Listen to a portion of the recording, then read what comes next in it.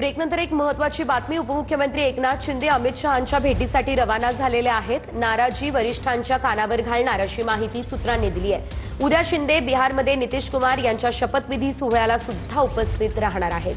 अजितदादा आणि फडणवीस एकत्र मुंबईहून बिहारसाठी रवाना होणार आहेत। मात्र एकनाथ शिंदे हे या आधीच अमित शहा यांची भेट घेण्यासाठी दाखल झालेले आहेत।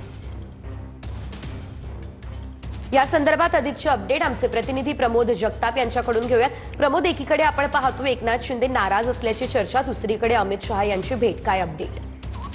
सेजल, पुढच्या काही मिनिटांमध्ये एकनाथ शिंदे हे अमित शहा यांच्या निवासस्थानी पोहोचतील आणि दोन्ही नेत्यांमध्ये चर्चा होणार आहे।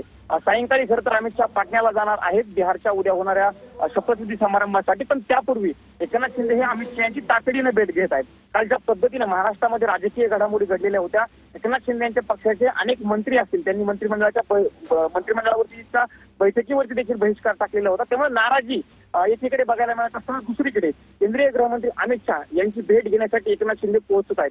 खरं तर एकनाथ शिंदे यांच्या पक्षाचा आरोप आहे की अनेक ठिकाणी भारतीय जनता पार्टी त्यांच्याच पक्षातील नेत्यांना पक्षामध्ये प्रवेश देतोय आणि त्यांना ताकद देतोय। ही महत्वाची अडचण आहे आणि त्याच अनुषंगानं एकनाथ शिंदे हे अमित शहा यांच्यासोबत चर्चा करू शकतात। केवळ दुसरा महत्वाचा मुद्दा हा आहे की स्थानिक स्वराज्य संस्थांच्या निवडणुकीची घोषणा झालेली आहे।